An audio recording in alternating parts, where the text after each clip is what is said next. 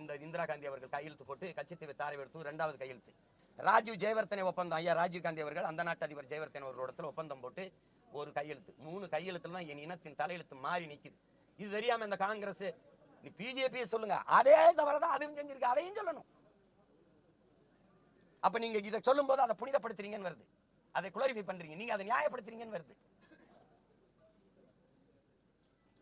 புரியுதா? தலைவனை இழந்து நாங்க தத்தளிக்கிறோம்ல, தாயை இழந்த பிள்ளை மாதிரி. காரணம் யாரு?